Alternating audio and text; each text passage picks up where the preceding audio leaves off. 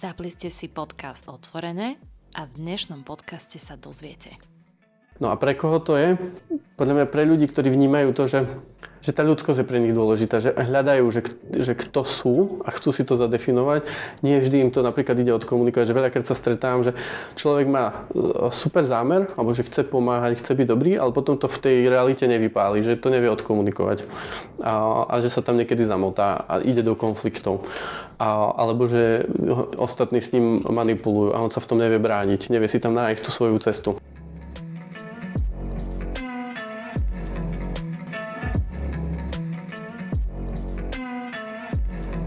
Dobrý deň, vítajte pri počúvaní podcastu Otvorené.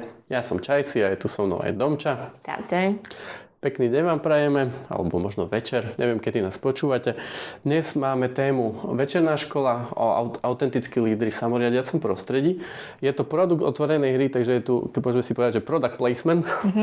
A prečo sa o tom ideme dneska baviť? Je to z viacerých dôvodov. Jeden z hlavných dôvodov je, že ľudia sa nás veľakrát pýtajú, čo to vlastne je, ako to funguje, ako mi to pomôže, prečo by som vlastne mal ísť do večernej školy. A zároveň chceme objasniť tú logiku, ako vlastne večerná škola funguje a prečo vlastne vznikla. Takže to sa pokúsime vlastne v dnešnom podcaste nejak zodpovedať a veríme, že tam nájdete aj tú hodnotu, ktorú sa budeme snažiť v tom priniesť v tej celej logike vlastne večernej školy. Tak v tom prípade poďme na to a na začiatok teda otázka, že aký bol hlavný zámer teda za vytvorením večernej školy? Ja tam mám dva. OK. Jeden je z pohľadu človeka, ktorý ide do večernej školy a jeden je z pohľadu mňa ako zakladateľa otvorenej hry.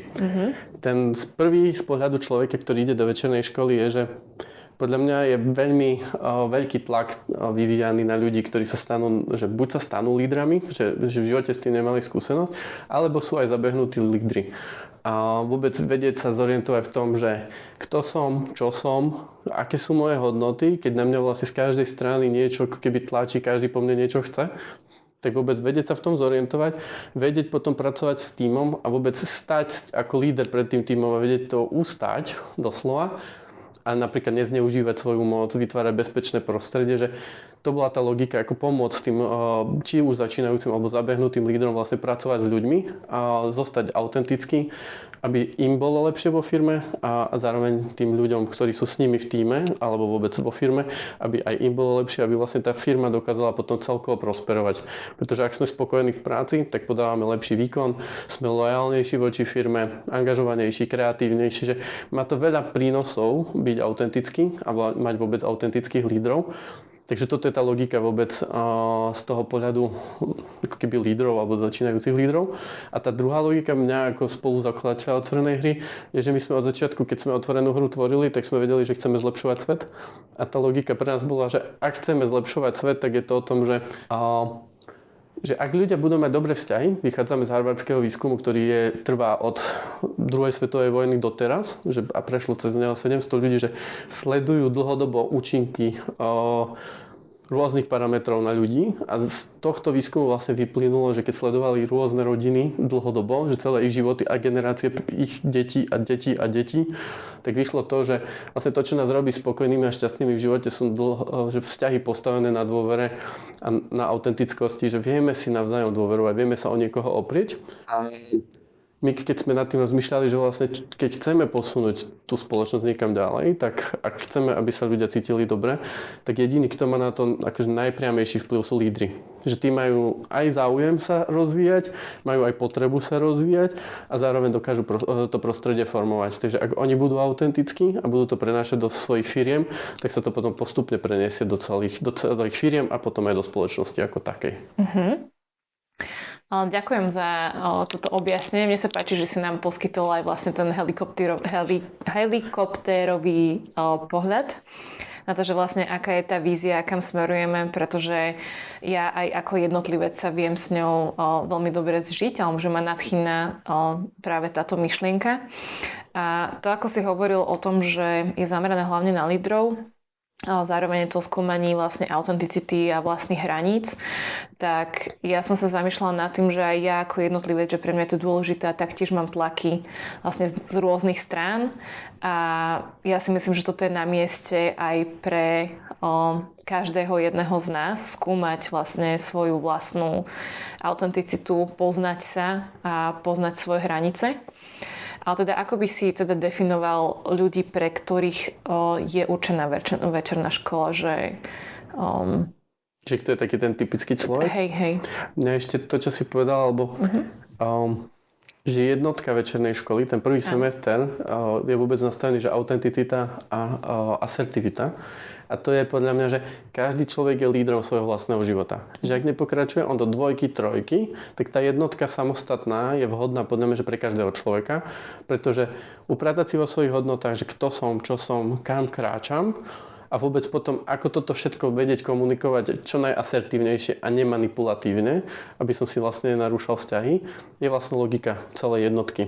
Takže že vôbec stať sa zodpovedným človekom za svoj život, prebrať za svoj život zodpovednosť a byť v súlade so svojimi hodnotami, alebo mať súlad medzi svojimi prežívaním a správaním, keď to zjednoduším. No a pre koho to je? Podľa mňa pre ľudí, ktorí vnímajú to, že tá ľudskosť je pre nich dôležitá, že hľadajú, že kto sú a chcú si to zadefinovať.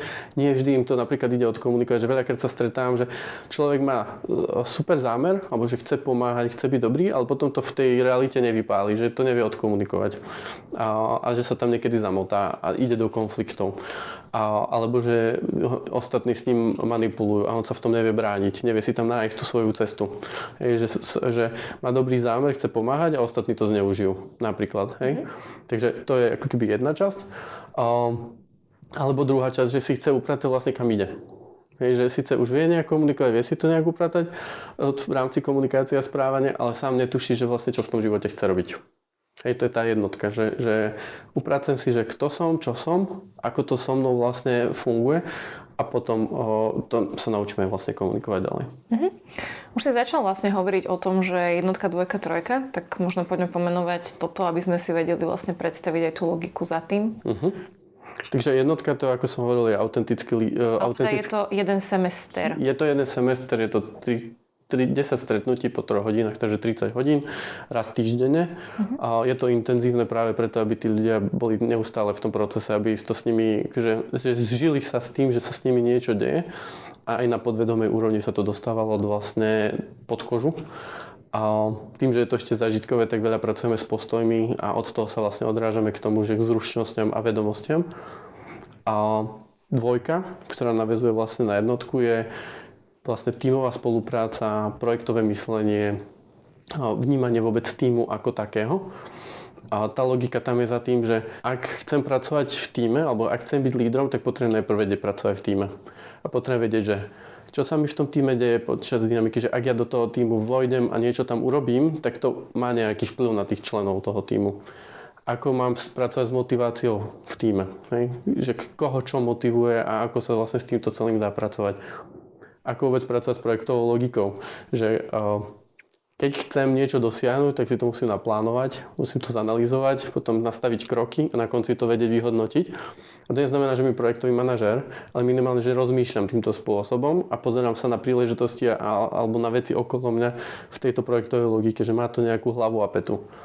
No a trojka je vlastne líderstvo a samoriadenie, autentické líderstvo, ale kde skúmame vlastne rôzne prístupy k leadershipu a každý má nejaký svoj dopad. Že ak som direktívny, tak síce možno nejaké veci rýchlo zvládnem, ale potom ľudia nepreberajú zodpovednosť, nerozmýšľajú, nie sú samostatní, že všetko má svoje plusy a minusy, tak skúmame túto časť, že vôbec aké možnosti líderstva existujú a potom ako pracovať s mocou ako líder, lebo líder má nejakú moc a nejak s ňou potrebuje pracovať, nejak ovplyvňuje tú skupinu, s ktorou pracuje. Ako pracovať s bezpečím v skupine. Že vytvoriť bezpečné prostredie na to, aby som dokázal vytiahnuť z toho, že sme rozliční, to maximum. že každý sa môže zapojiť tým, ako vníma inak veci. Vďaka tomu sa vytvorí niečo úplne nové a vlastne podporiť túto silu, ktorá tam existuje, ako vlastne vďaka byť tomu aj inkluzívny, lebo každý z nás inak má iné potreby a v dnešnom svete je to o to viac. No a potom na nekonečnom rade, alebo na neposlednom rade je to vlastne ako budovať samoriadiace týmy. Na akých princípoch to funguje, ako sa na ne dá pozerať a ako sa k nim vlastne postaviť. Výsledok je vlastne človek, ktorý sa sám seba pozná. To znamená, ak príde do nejakých krízových situácií, konfliktných situácií, vie sa oprieť o svoje hodnoty, o to, že pozná sám seba, že má schopnosti, ako to odkomunikovať asertívne a spolupracujúco. A zároveň potom vie s tým týmom už pracovať, vie, ako to viesť, že vníma tie témy a máte nástroje na to, že už vie to minimálne pomenovať, má k tomu svoj jasný postoj a dokáže s tým už potom pracovať aj v každodennej rutine. Uh-huh. Fú, takže mňa tam zaujalo, že viacero vecí a asi by som začala tým, že ako si myslíš, že tá práve autenticita jednotlivcov súvisí vlastne s budovaním samoriadiacej spoločnosti. Podľa mňa je to, že úplný že kľúč, pretože ak ja nie som autentický sám k sebe, ani k druhým, tým my sa vlastne nemôžeme dohodnúť. Pretože ja vlastne nechcene zatavujem niektoré časti, a chcene, nechcene, zatavujem niektoré časti, ktoré by boli možno pre mňa dôležité, pretože sa ich bojím pomenovať. A pretože ich neviem možno pomenovať. A tým pádom my okolo seba ako keby tancujeme, ale nikdy nezapadneme. Že ako keby že máš ozbené kolesa, ale to jedno koleso ti nepovie, že vlastne tu má dreš, ale že potrebuješ sa posunúť nejak inak, aby sme sa nedreli.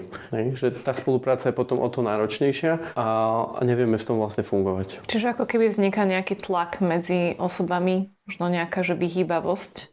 No, nepovieme si veci otvorene, nepomenujeme si to, potom si domýšľame, máme tam rôzne predpoklady a očakávania, z toho vznikajú pravdepodobne konflikty a potom môže z toho vznikať rôzne manipulácie, rôzne tlaky, skupinkovanie, ohováranie a tie rôzne dynamiky, ktoré sa nás začínajú alebo sa môžu v skupinách diať a následne potom môže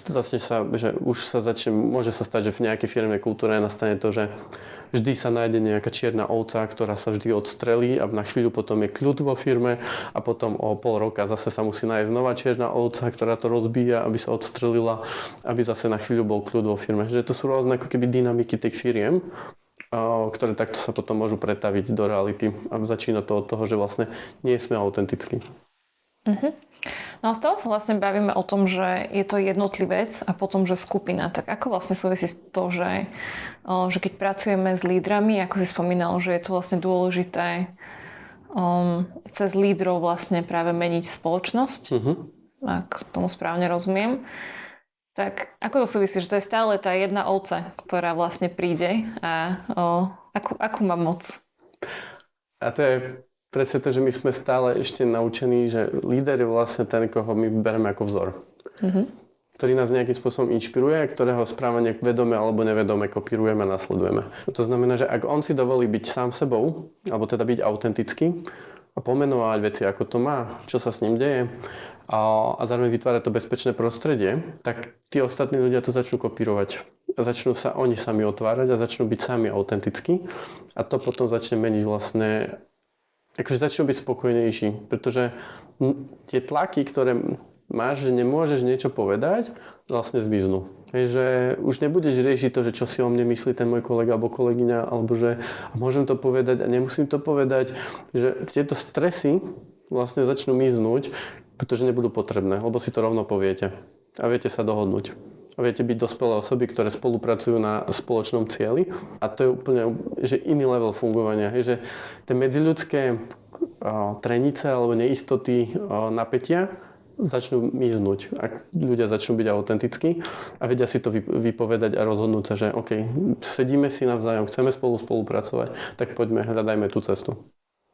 A myslíš, že v tomto sa aj ukáže to, že nechceme spolupracovať? Že to dokáže vypudiť ľudí? Áno, a podľa mňa to je dobré.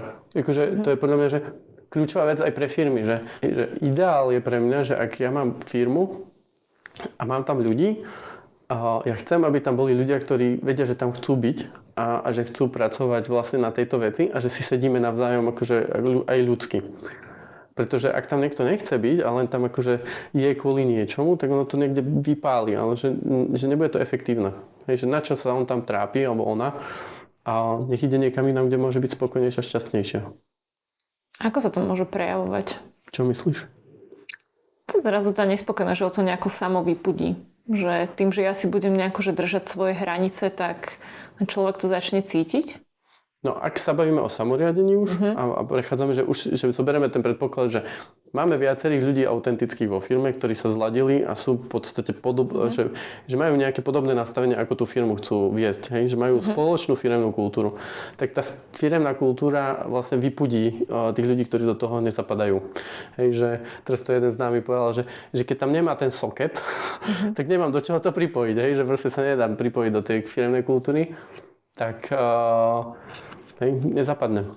Nemá tam prečo byť, takže ho to automaticky vypúšťa a je to úplne OK.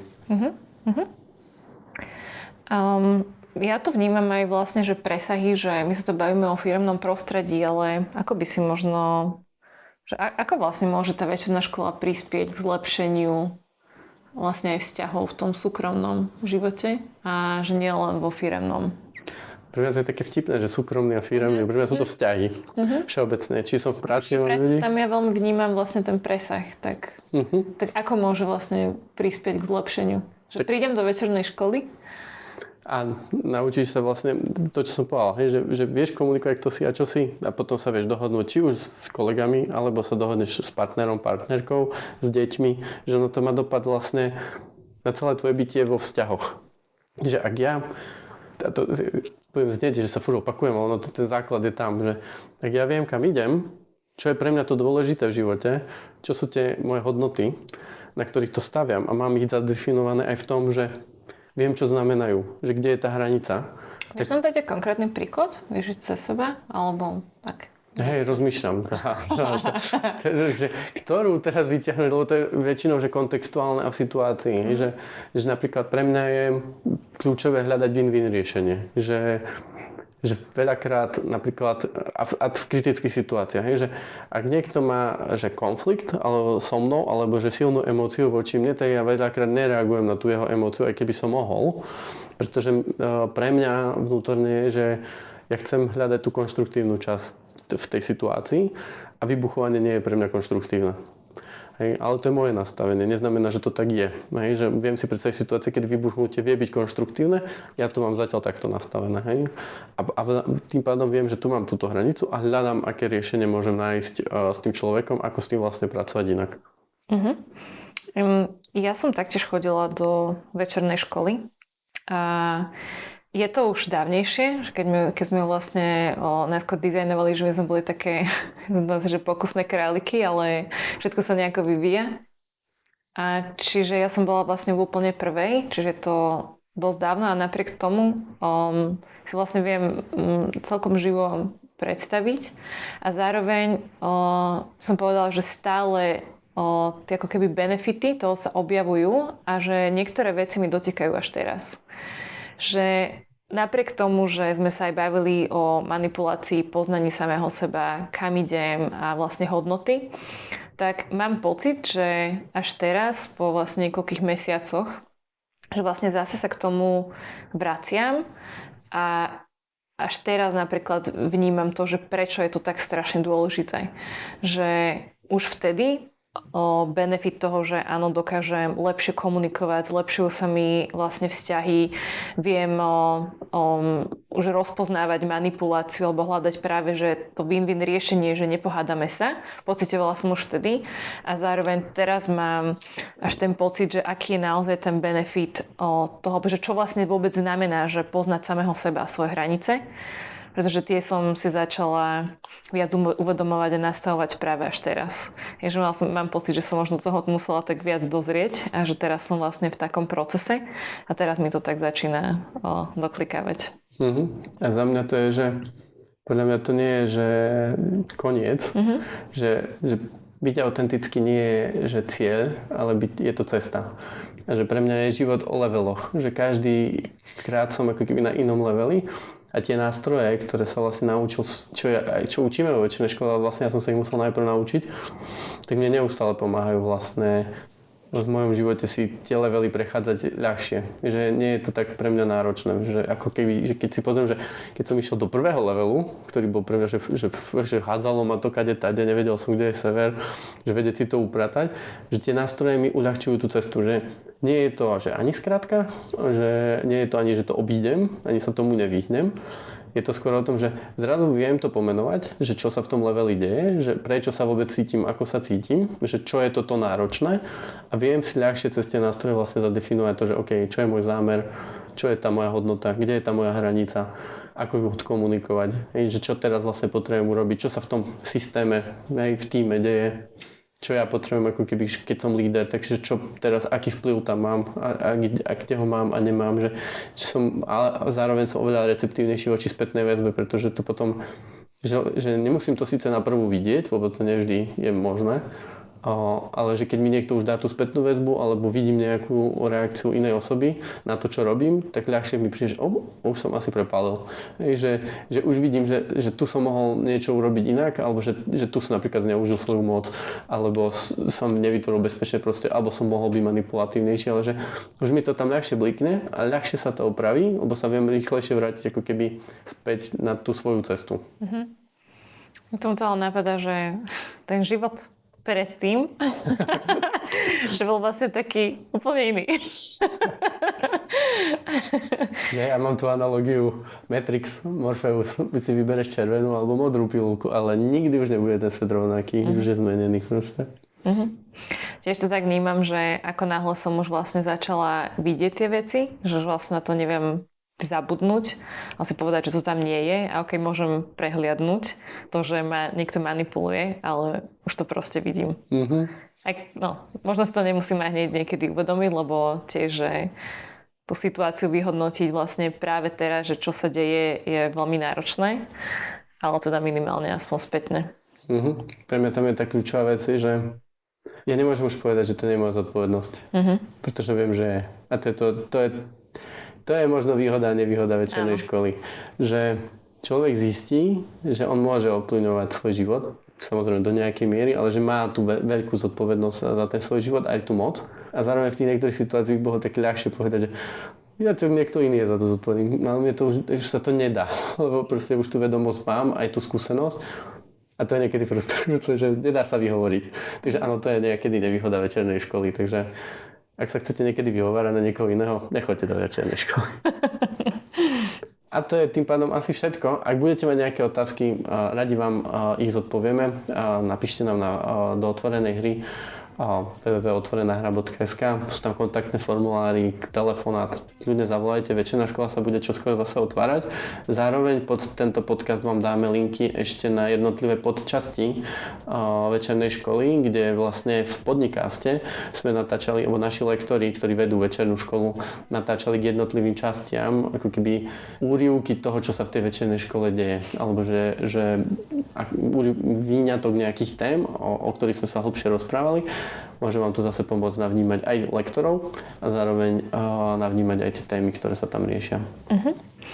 Sa s vami lúčime a mne tak ide v hlave, že poďte vlastne skúmať tú svoju autenticitu a že možno budete prekvapení, že čo sa tam nachádza.